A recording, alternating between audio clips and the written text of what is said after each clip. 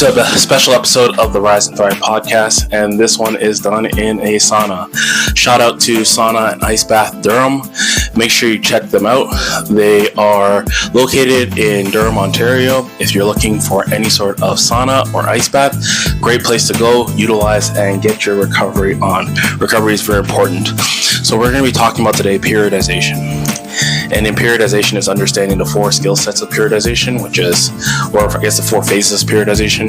The first phase being skill acquisition, and then going into acceleration, then going into specialization, and then going into what we call advanced programming. So as a powerlifter myself, I compete in powerlifting on a regular basis. I rule myself to get myself up to a place where I can deadlift over 600 pounds, I squat over 500 pounds, and I bench over 350 pounds for almost 400 pounds. I say these numbers not as a brag, because I don't think of them as a brag. I think of them more as, this is where I am. The beauty of powerlifting is it's you against you. It's not me against anyone else. I'm stronger than I am before. But before we get into all of that, I want to talk about in terms of periodization and understanding it. In terms of skill acquisition, that's your first phase. If you've never periodized for yourself, I suggest you do. Because if you don't know what periodization is, then you're not going to know how to periodize, and you're not going to know what you're talking about. And then on top of that, you're going to be doing the same things all the time. I find a lot of trainers, when they don't periodize, they stick in the same bro split. So it's like, what are you doing? Chest, back, legs, right? And it's like, okay, so you're constantly doing chest, back, legs, and overlooking your shoulders. Or you find yourself doing chest. Every day is chest day. And while that might be good for some, I would say it's not the best thing for you to look at. You got to focus on a lot of different aspects. The first thing you have to do is goal setting. So like goal setting, I'm gonna use myself as an example because I have my own personal goals. So I'm 39 and we're in 2025, and in 2025 I turn 40. And my goal by the time I turn 40 is to get myself back down to 10% body fat and be at a weight between 230 and 240. So I'm going to be doing more of this, which is saunas and ice baths, to kind of work on recovery. And as I go through this journey, I'll record it and talk to you guys more about, as I read up on it and understand more, I'll talk more about it. But that's built into my periodization as recovery. So one of the things and one of the reasons why it's so important for recovery in terms of periodization is understanding what your goals are. So I told you my goal, right? My goal is by the time I'm 40. I turn 40 in July. Another goal that I have in terms of, this is recovery, focusing on sauna and ice bath. Another goal that I have in terms of training is I'm going to be training for what's known as the Sinister. Now, Sinister is being able to do kettlebell swings, 10 of them, 10 by 10. So 100 kettlebell swings nonstop with a 48 kilogram kettlebell, right? So I've also worked that into a 6-month program that I'm going to follow for the next 6 months, and I'm going to show more information on it as well and talk about that. And my goal is to do the Sinister. I'm working my way up to the Sinister. Now the Sinister is brought to you by Strong First. Strong First is I want to say it's a great organization. Go check it out online. You can read more about it. But pretty much the Sinister is doing non-stop kettlebell swings, 5 minutes, and then 10 get-ups for 10 minutes, so 1 minute each side. Every minute on the minute, doing a get-up with a 48 kilogram kettlebell. So I have my 48 kilogram kettlebell, and like I said, I'll document it. Now, in terms of understanding the phases, skill acquisition, okay, acceleration, advanced programming, specialization, and then advanced programming. So, and I'm going to utilize this in 1 year so you guys can understand. So for the next 2 months, I'm going to be in skill acquisition. So in skill acquisition, with my goal being to do the Sinister in 6 months, right? That will be utilizing acceleration or specialization by that time. In skill acquisition, I'm working my way up to understand how to do the kettlebell swings. So really focusing on form, not focusing so much on the weight, but making sure that I have 2 things down packed. One is my mobility, right? Because coming out of powerlifting, a season of powerlifting, two places that are tight: shoulders, hips. And those places, if they're tight, will lead to two problems with myself. One is frozen shoulder as I get into being older, and two is low back pain as I get to be older. So working on my recovery is going to be a big instance that I need to work on for myself.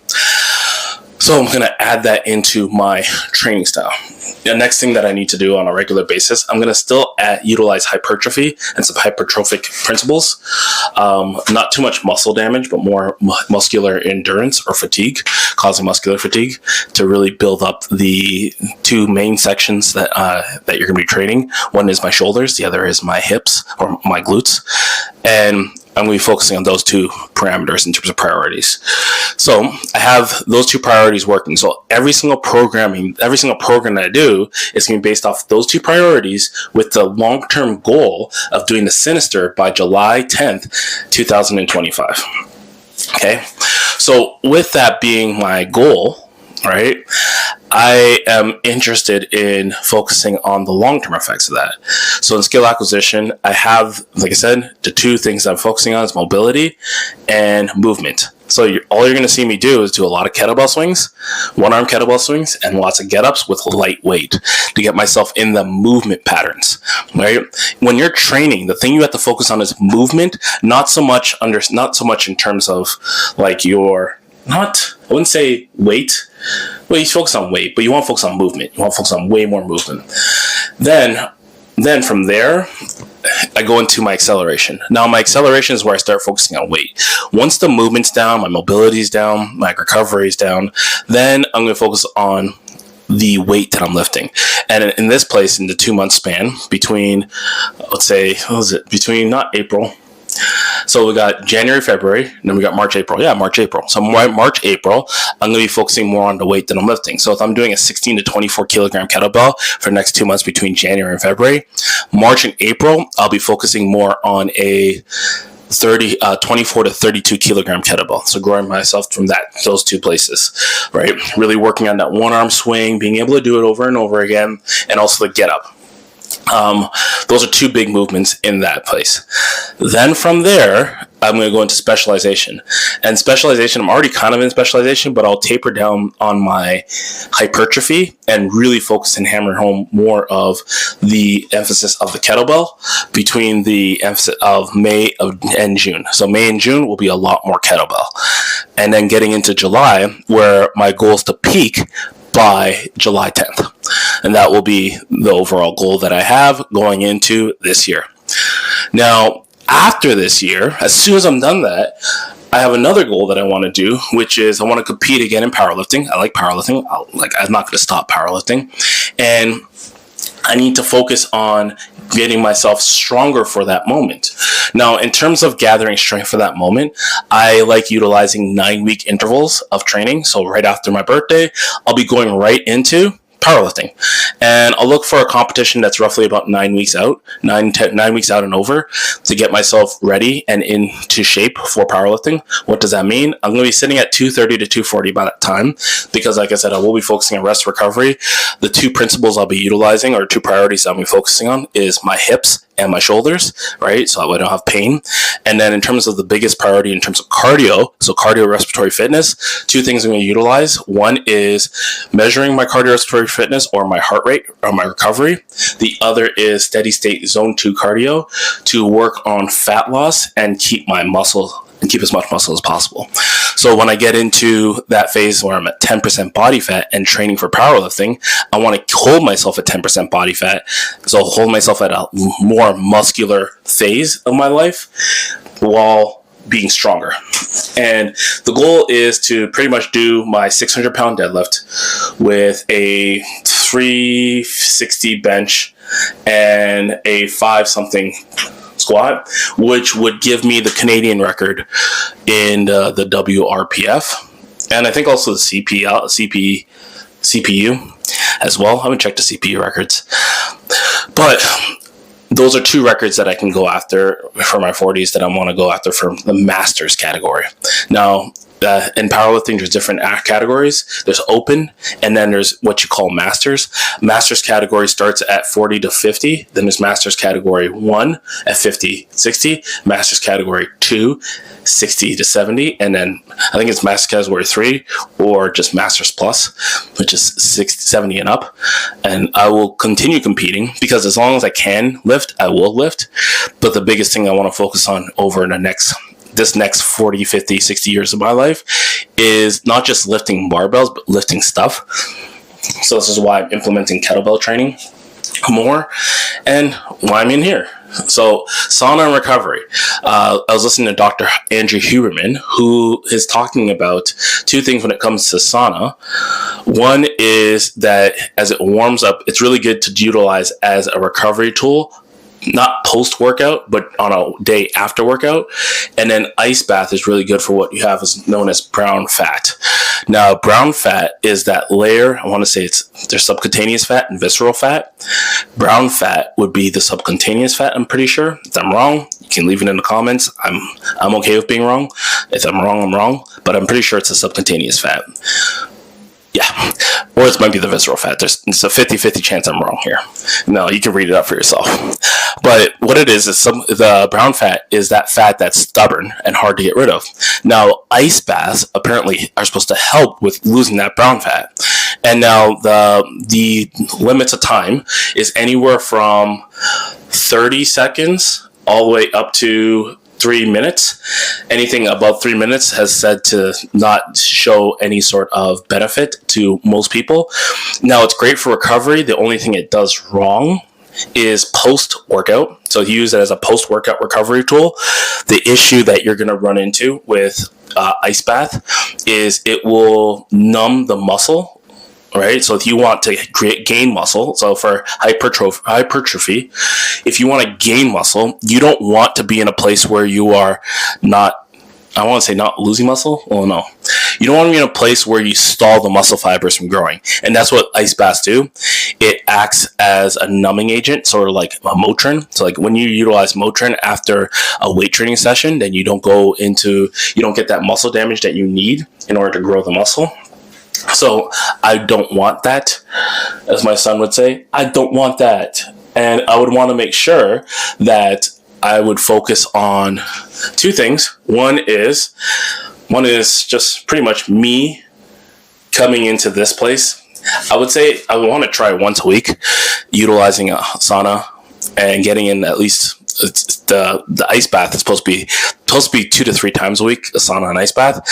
I'm going to see what I can do because the goal is to get a portable sauna at home as well. But like I said, shout out to Sauna and Ice Bath for this place that it gives you a place to really just warm up and cool down. So when you're looking at being able to periodize for yourself, there's 3 things that I mentioned. One is putting your goals. You need goals. 2 is having priorities. Priorities are just what are the main things that you want to make sure that you're working on. And it's not weight loss or muscle gain. Like those are byproducts of training. The bigger things would be like, where's pain? That's going to stop you from moving, which will stop you from having that weight loss or muscle gain. So priorities are more functional things that you need to fix. And then, so understanding your priorities, understanding your goals in a deeper level. And then the last thing is having deadlines. Deadlines are very important with goals. Without deadlines, there's no point of goals, right? How many people graduate from university without having some sort of deadline? Not a lot. That's why they have deadlines. As humans, we need these deadlines in our brain to fire off and say like, okay, I have this much time to utilize this. Anyways, guys, that's my time in the sauna. I'm going to go to ice bath. I'm going to show you guys what that looks like.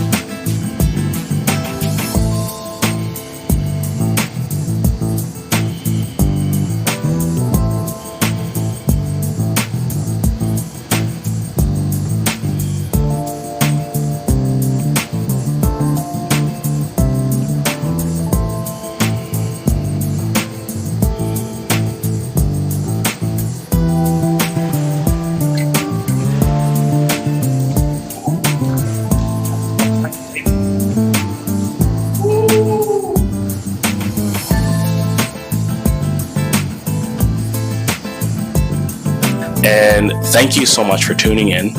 The ice bath will be a whole different thing, because I won't be able to talk in that. My main focus is going to be like just counting myself down for 3 minutes, and I'll put that at the end of the video so you guys can see what that's like. Thank you so much for tuning into this podcast. Make sure you like and subscribe. Send this to a friend I know you like what you heard, so send it to a friend. The only way, my goal is to grow this community. All right, I have a couple things that you can go down into the description and check out. One is I just recently launched my book. The book is called The Trainer Playbook. If you're a personal trainer and you're looking at really growing yourself as an individual, then you can just go to the link at the bottom and download it. It's on Audible right now. I'm going to go from there, or Kindle. I'm going to go from there, and I'm going to release a paperback version this year. I'm going to write another book this year as well. That's really going to be fire. You guys got to look out for it. And then if you don't want to support, you can just also download it for free on my school community. That's free as well. You can go just DM me, say school, and I'll send you that community. My goal is just to help trainers. I don't earn anything from this, but what I want to do is I want to make sure that the personal training field gets better. I've made my share of mistakes in the past, and even now, I'm not perfect. But what I do know is that if we keep striving for perfection as a group, we will get better, and we will have, I want to say, a bare minimum of what the entry level is, and a sky's the limit of where we go next. Anyways, thank you for tuning in. Peace.